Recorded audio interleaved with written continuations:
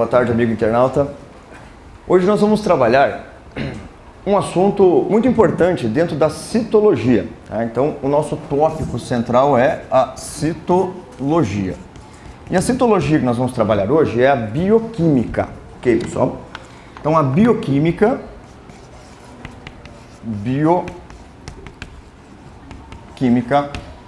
é o nosso assunto chave de hoje. O que nós vamos trabalhar na bioquímica? Bom, nós vamos trabalhar a composição química da célula em especial, tá? A bioquímica, no caso, é a química da vida. Isso significa que a gente vai trabalhar a composição química da célula, tá? E essa composição química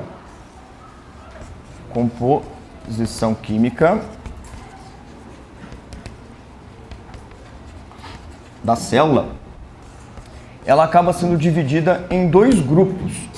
O grupo dos compostos inorgânicos, ok? Então nós temos aqui os compostos chamados de inorgânicos, que abrange o quê? Abrange a água e os sais minerais, ok, gente? Então, água e sais minerais fazem parte aqui dos compostos inorgânicos. Água e sais minerais. Bom, uma observaçãozinha a ser feita. Nós estudamos, na biologia propriamente, a gente fala sobre os íons minerais, tá? Porque a gente trabalha com o íon cálcio, o íon magnésio, o íon sódio. E os íons, neste caso aqui, vão compor os sais minerais dentro de um organismo. Então, eles vão associar-se com outras substâncias, fazendo então os sais. Só que de nomenclatura, de livro didático, enfim, tem aqui os sais minerais a serem estudados, tudo bem? Depois que a gente estudar os compostos inorgânicos, nós vamos estudar os compostos orgânicos. Muito bem. Agora, olhando na apostila, você pode responder compostos orgânicos. Você aí, quais são os compostos orgânicos que compõem a célula ou que estão presentes nas células? Carboidratos. Muito bem, podem participar, por favor. Então nós temos aqui os carboidratos. Quem mais, gente? Lipídios. Quem mais? Proteínas. E ácidos nucleicos. E por último, vitaminas. Muito bem. De uma forma genérica, nós vamos falar deles, de todos os compostos, basicamente ao mesmo tempo, tá? Então, de uma forma mais genérica, a gente vai falar dos compostos como um todo. Olha só. A composição água e sais, pessoal, ou seja, a composição inorgânica, tá bem? E a composição orgânica, carboidratos, lipídios e proteínas, ácidos nucleicos e vitaminas, são encontrados em todas as células. Ou seja, as células são formadas por estes compostos. Os compostos, é claro, que eles vão se diferenciar tanto quanto a quantidade, quanto a função, estruturas, entende? Mas eles estão presentes como um todo na célula, compondo a célula. Tá? E cada qual tem a sua função. Vamos conversar primeiramente como função energética. Tá? Qual dos elementos aqui, ou quais elementos aqui, pessoal, apresentam função energética para a célula? Água e sais são ou apresentam funções energéticas, gente? Não. Água e sais não apresentam função energética. Então não geram energia para a célula, pelo simples fato deles não serem digeridos. É claro que eles participam da ação energética, do metabolismo energético, de uma forma indireta, mas eles não são fonte de energia. Agora, pegando os compostos orgânicos, carboidrato é fonte de energia? Sim. Lipídios? Proteínas? Ácidos nucleicos? Vitaminas? Não? Bom, se pensarmos então assim, todos os compostos orgânicos são fonte de energia para a célula? A resposta é não. Por que não? Porque as vitaminas, vocês estavam certos, as vitaminas não são fonte de energia. Entendeu? Vitamina não é fonte de energia pelo simples fato, pessoal, do que você ingerindo vitamina, esta será absorvida e usada pelo organismo de uma forma direta. Então você não tem o fator de digestão das vitaminas. Isso significa que elas não geram energia para o corpo. Isso fica meio contraditório, né? Porque de repente você está debilitado e qual é a frase mais popular que existe? A pessoa está debilitada, está fraca, está desanimada. O que as pessoas falam para você? Ah, toma uma vitaminazinha para você ficar mais forte, não é assim? Né? Toma uma vitamina para te dar mais energia. E isso, no dito popular, é normal, mas isso é correto, metabolicamente falando, gente? Não é. Porque as vitaminas não são fontes de energia. Ponto. E ficou gravado isso? Bom, então cuidado com aquela tradicional pegadinha. Todos os compostos orgânicos na célula são fontes de energia? Não são, tá? Agora, pensando em ácidos nucleicos, proteínas, lipídios e carboidratos, estes podem gerar energia para a célula, gente? Pode. Estes elementos, eles podem e são digeridos pela maioria dos organismos, nosso caso, tá? Nós podemos digerir carboidratos, lipídios, proteínas e até ácidos nucleicos. Sendo assim, o que foi digerido pode ser usado como fonte de energia, como fonte de ATP, ou formação de ATP, tudo bem? Dos compostos orgânicos aqui, qual você acha que é o principal elemento energético para o nosso corpo? Carboidratos, sem sombra de dúvida, os carboidratos. Em segundo lugar, lipídios. Aí em terceiro vem as proteínas. E se necessário for, ou se tiver em abundância, no caso, na alimentação, os ácidos nucleicos também podem ser fonte. Entende? Tá?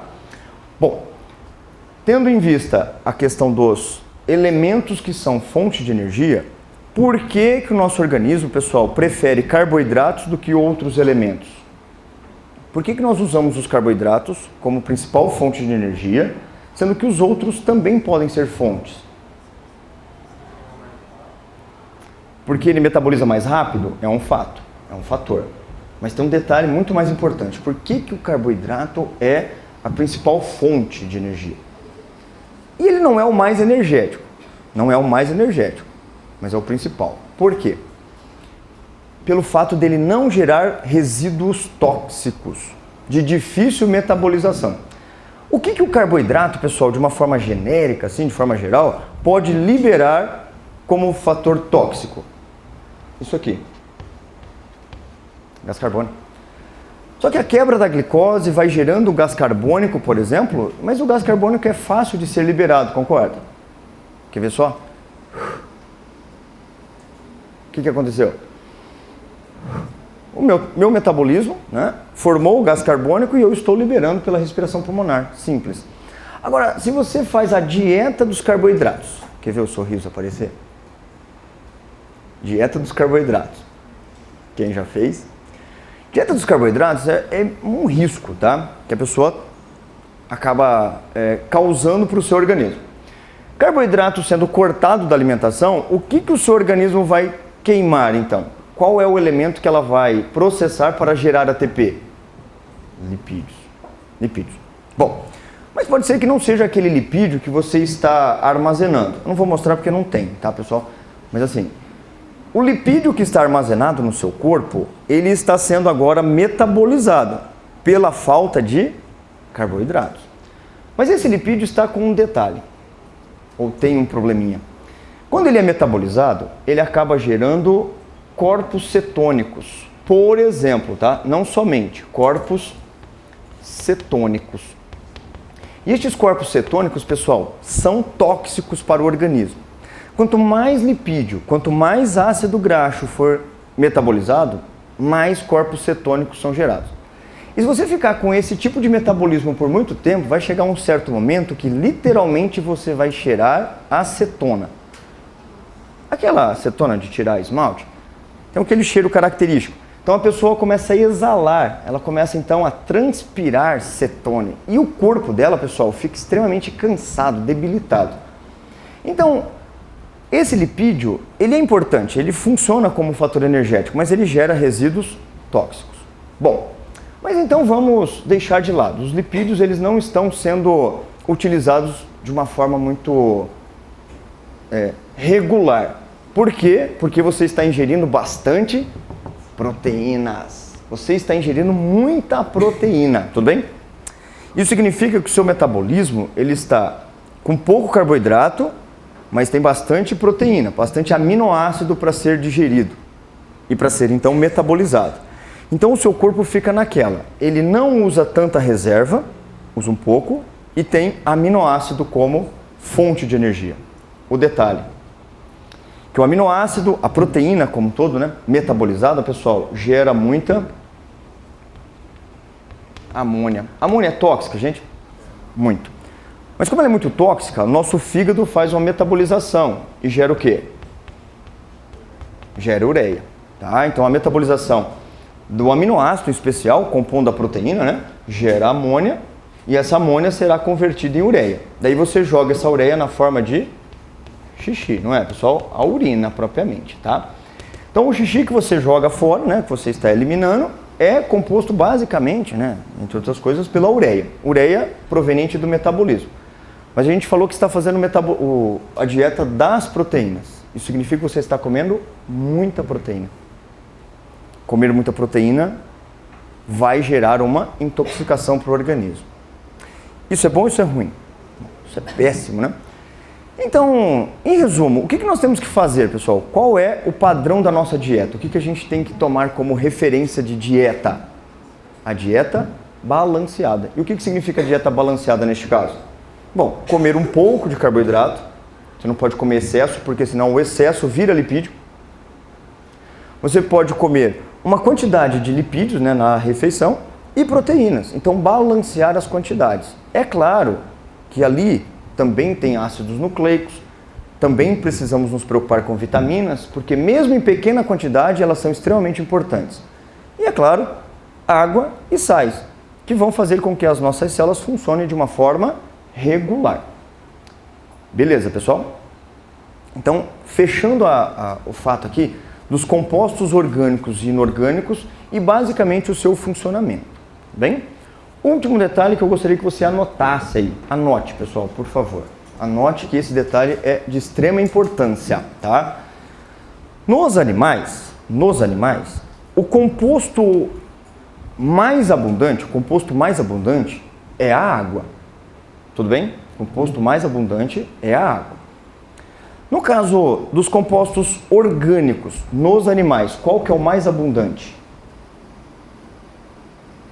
O composto mais abundante nos animais é a água, assim como em outros seres vivos. Mas agora o detalhe, qual é o composto orgânico mais abundante nos animais? O composto orgânico mais abundante nos animais são as proteínas. Tudo bem? Anotou? Compostos orgânicos mais abundantes nos animais, proteínas. E qual é o composto orgânico mais abundante nos vegetais? Carboidratos. Tá legal? Esse detalhe é muito importante. O composto orgânico mais abundante nos animais, proteínas, e o composto orgânico mais abundante nos vegetais, carboidratos.